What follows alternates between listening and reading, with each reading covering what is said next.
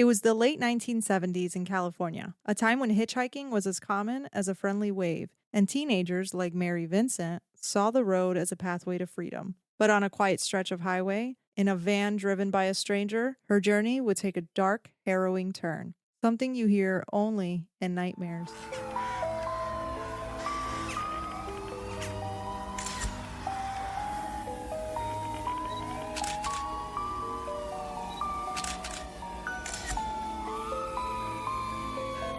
Welcome back to Macabre Mondays, where mystery meets the macabre with your favorite deadly duo. I'm Ale. And I'm Tom. Your guides through the strange, the sinister, and the spooky. Today, we're diving into the unthinkable story of Mary Vincent, a story of terror, resilience, and the human spirit tested in unimaginable ways. Fair warning, this one won't be easy to hear, Tom.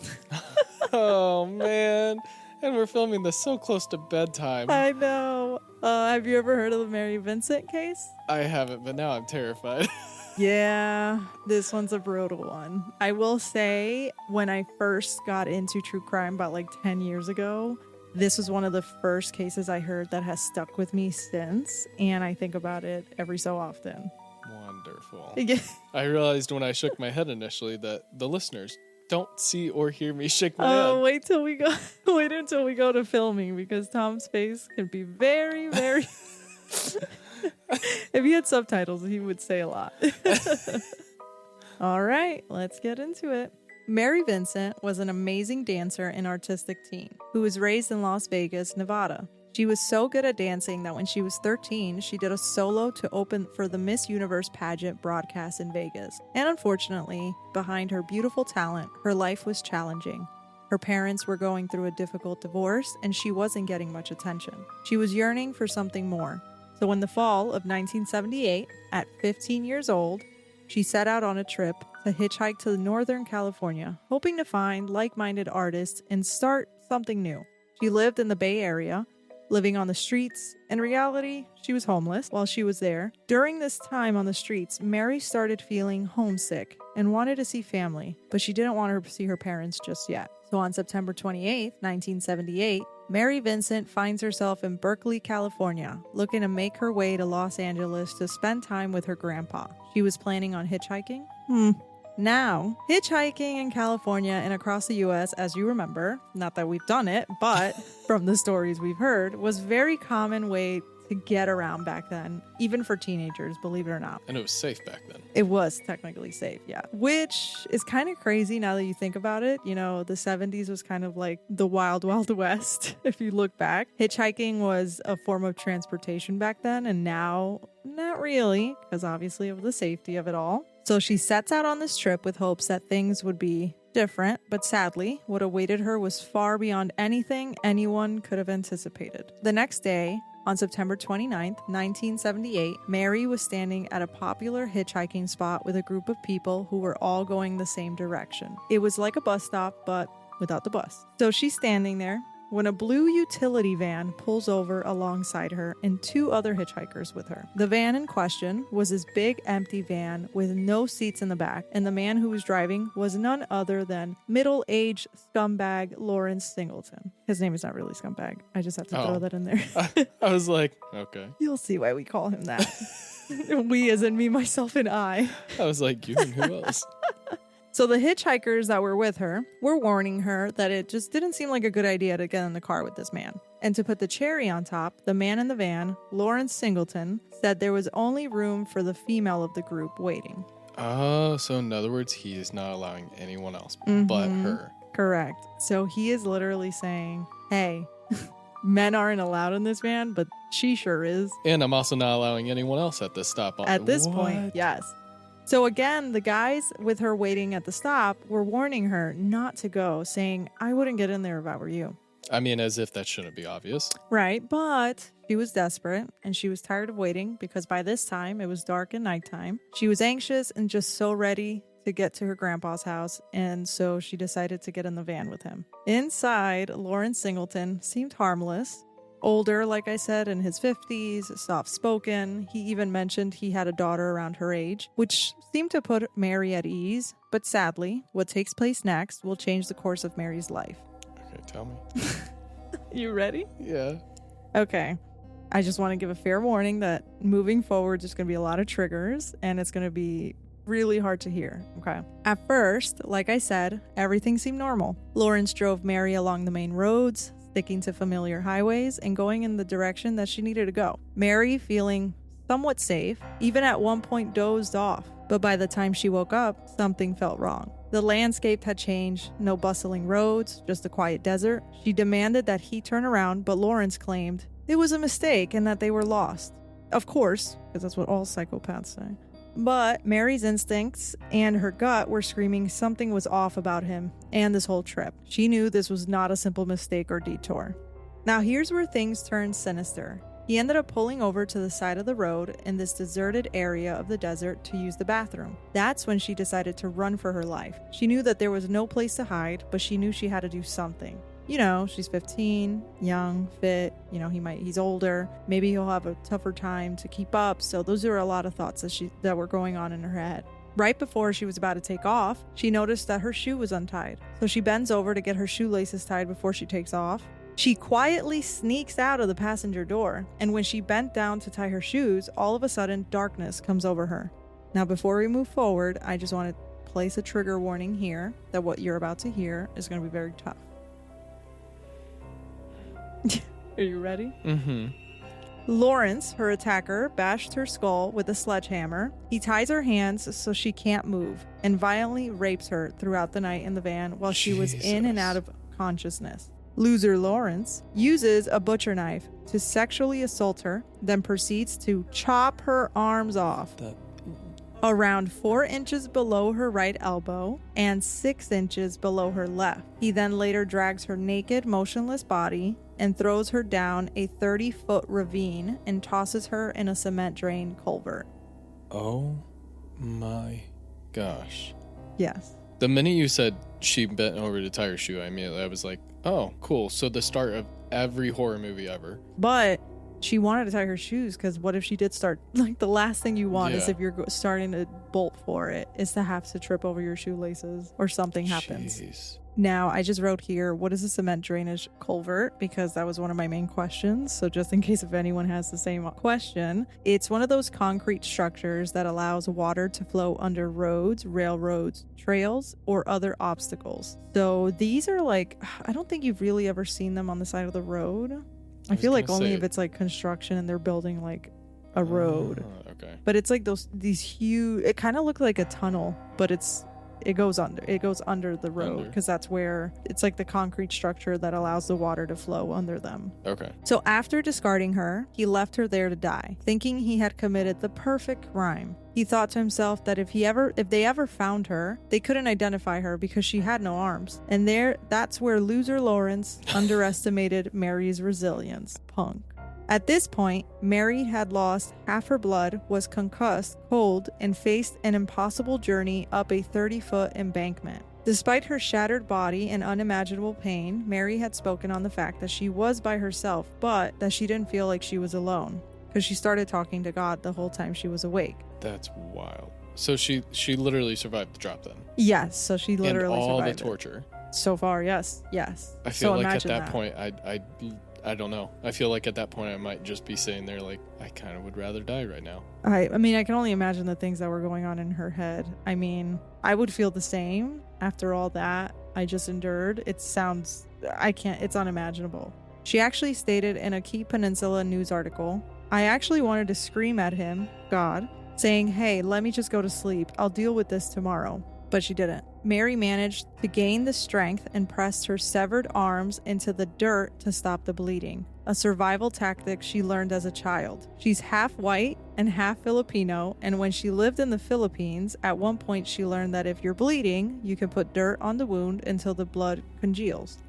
I was just getting ready to say, I'm glad you gave additional context because I'm like, I saw your face. I was like, okay, so. Yeah, like how does this little girl know how to stop bleeding and put dirt, rub some dirt on it? I'm like, how common was it back in the 70s that you got severed arms? Yes. No, so true. That's why I was like, yeah, I remember when I was researching it, I was like, wow, what a key thing to remember, right? Yeah. So following an inner will to live and a determination to stop her attacker, she walked 3 miles, naked and bleeding, trying to listen to cars to guide her through the desert. And once she reached a main road, you have to remember, she's also naked, right? Like I said. She's got no arms. She's probably covered in blood and dirt all over her. Yeah. So the first car that saw her didn't stop. They just sped away. Until a couple who was actually on their honeymoon and had gotten lost were driving down the road and found her. She immediately told them everything that she could, and they helped Mary onto their truck. And I remember watching, have you ever heard of the show called I Survived?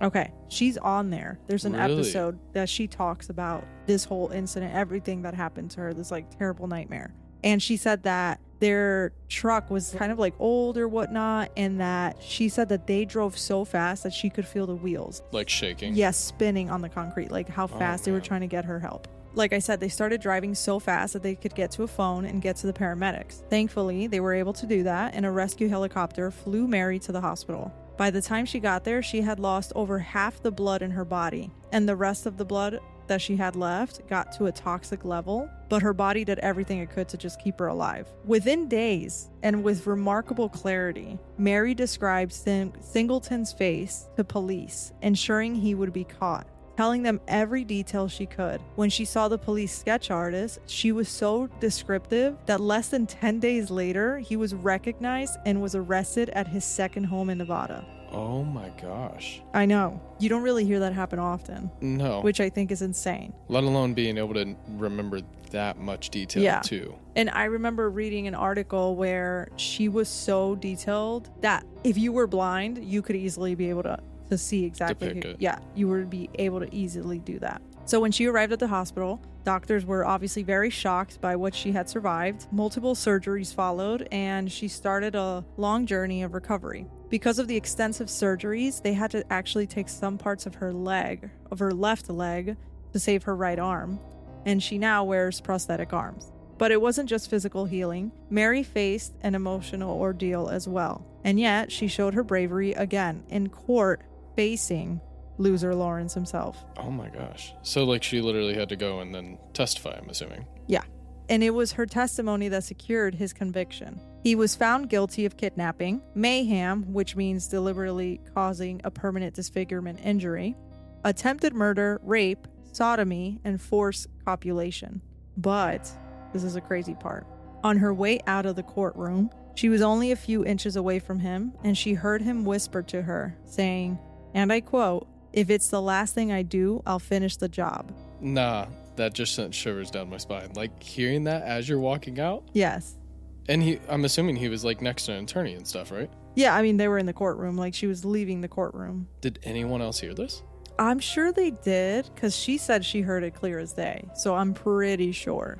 And there's no way she's not making that stuff up in her head. Like she has got this concrete proof memory at this point.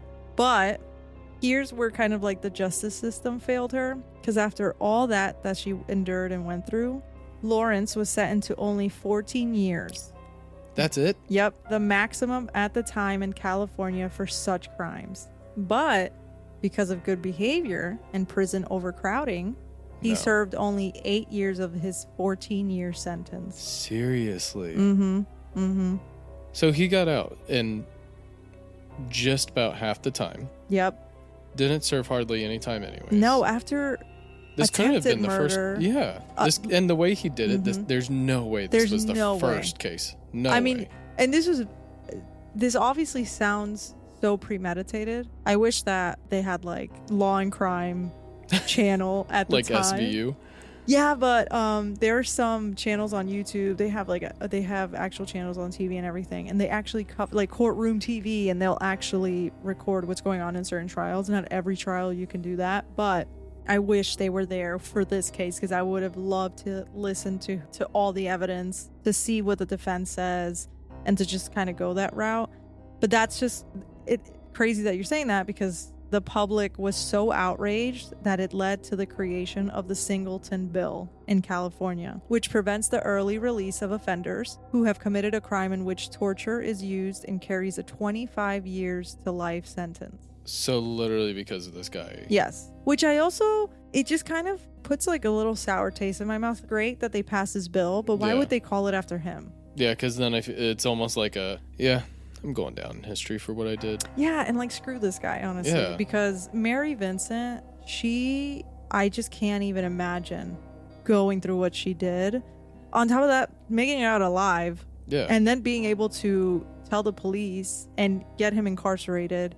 That's just, to me, is and then incredible. He more or less, if you really he got a slap on the wrist. Exactly. Yeah, he got a slap on the wrist. I feel like there's people that got caught with marijuana. Oh my God, they're doing 8 years. Way more time than that. No, I agree. And so, miraculously, she actually was able to go on and have 2 boys in the 1980s, even after all she went through. She even said to one of these articles that she was so surprised it was like a miracle that she was able to have kids because she was practically shredded inside. I was going to say, yeah, because it was a butcher knife? Yeah, he used a butcher knife to sexually assault her. Which that in itself... I know, it hurts. I just can't. Her adrenaline and her will to live was... Oh, yeah. I mean, what a survival story. So she moved with her family from Cali to the Gig Harbor area in Washington of 1987. She was scared that she would see him again, seeing as by then he was paroled from St. Louis Obispo prison after his 8 out of 14 year sentence. And he lived in Florida while, sadly, Mary had to live in fear. But then, in February 1997... Is your face okay? I'm just waiting. Waiting. You weren't breathing. But then in February 1997, 10 years later, 69-year-old Lawrence Singleton murders a woman. He stabbed a 31-year-old prostitute, Roxanne Hayes, to death in his Florida home. And Mary Vincent came to testify against him on Roxanne Hayes' behalf. So now she's got to face her killer again. After, and it's, 10 years later, it's like, why would you let him go to 14 years and then 8 years? Literally. Are you kidding me? He should be sentenced to death. Oh, well, let me know. That's for another episode. Well, at least on house arrest. House arrest at the prison cell. He's got an ankle monitor. He can't even go outside. I don't care. Forget this guy. So 1 year later, he was finally sentenced to be executed for Roxanne Hayes' murder. But before they could carry his sentence out, he died in jail from cancer 3 years later in 2001 at 74 years old. I know. Karma caught up with him. And it kind of just gets me mad because I'm like, what an easy route. Yeah. You deserve to have rotten in prison for the rest of your life. Yeah. It's like we talked about. It's almost the same situation that we talked about in the last episode where we literally talked about how Brian Laundrie killed himself. Yes. Like dude, slap on the wrist. Easiest way to get out of having to deal with the consequences for everything you did. And in that I Survived documentary episode, she says that when he did pass away, that she kind of felt that she didn't get any closure. But when she saw her son's face and she saw the relief that they had, that to herself was already closure enough. Like she was like, finally, I don't have to worry about their lives anymore. I don't have to worry about, about me, about him. They're no longer living in fear because they're no longer living in fear. Gone. Right. It's not just all right, well, we got 10 years, 14 years, however long he's going to serve, depending on... Well, he was going to get executed, so at that point they were like, great, at least we won't have to worry about it if you think about it. But, the fact that you're still living in fear, this man was living in Florida and they were living in Washington. That's cross country from one point to one point. So imagine you're still living in fear, like thinking he could still show up any minute now. To me, it comes back to what he said as she was walking. Yeah, and that's all she that held on to her the whole time. I know the guy's going to die, but then all of a sudden, all I'm going to continue to think about in the back of my mind is like, oh, is he going to be able to pull off like a Shawshank Redemption and just... I still have to watch that movie because I'm not understanding the reference, but maybe the next time we record a podcast, is he going to be able to pull off a... Well, don't ruin it for me. No. Oh, okay, I was going to say, is he... I was gonna say, is he gonna pull off the Great Escape from Alcatraz? Like, oh God, no. Because that to me would be all that I would be thinking about. Is like, yeah, this guy's still alive. Well, yeah. No, There's I still can the only possibility he could somehow get out. I can only imagine like the anxiety too. Just horrible. So Mary had to adapt to using prosthetic arms, and her emotional scars were deep. Yet she became a speaker, an advocate, and a survivor whose story wasn't just about trauma, but also about strength. Her life after the attack wasn't easy, but she chose to use her experience to help others and advocate for victim rights. Yes, Mary's resilience, strength, and willpower is absolutely incredible. Even in the darkest situations, she found a way to not just survive, but to become a voice for others, making sure her experience could help protect others in the future. Later in 1998, Mary testified in favor of the No Second Chances for Murderers, Rapists, and Child Molesters Act, ensuring that violence offenders could face harsher sentences. 30 years later, now she is Mary McGiff, married to her now husband for 15 years, and has her 2 sons. Oh, that's awesome. She's now an artist, and she is killing it. I'm glad she has peace right now, and she can live out her life the way she deserves. At peace, not being stressed out about anything or worrying about this ugly little man. Well, I think it just comes down to the fact that she's also doing so much good with what such happened a tragic to her. event. For real. Definitely. And instead she's getting different things passed, and she's literally is the reason. I guess that's one way you could look at it is, sure, the law in California is named after him, but who's the reason that law was put in place? No, definitely, for sure. I just think, man, I know. Like, forget him. Let's not remember. Don't tie his name to stuff. Yeah, let's not remember these stories for the people who caused them. Let's remember them for who actually endured it and survived it, or unfortunately didn't, because the victim. Yeah, the victim himself. It's just crazy. Thank you for joining us today on Macabre Mondays. Don't forget to subscribe so you don't miss a single episode. You can find us wherever you listen to podcasts. We'd love to hear from you. If you have a story that's strange, sinister, or downright spooky, send it our way. You can email us at macabremondayspodcast@gmail.com or head over to macabremondays.com to submit your story. Yours might just be featured in an upcoming listener episode. Follow us on social media by searching Macabre Mondays for photos of today's episode, updates, and a little extra spooky fun. Stay tuned. More mystery is just around the corner. We'll see you next Monday for another sinister, strange, or spooky episode. Until then, stay curious and stay safe. Bye, everyone. Bingo, bango.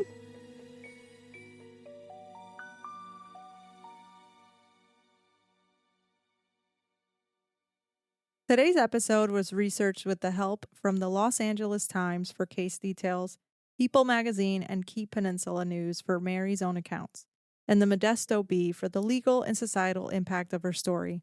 There's also the Mary Vincent story, a 1991 documentary that dives deeper into her experience and advocacy, and the I Survived episode of Mary Vincent.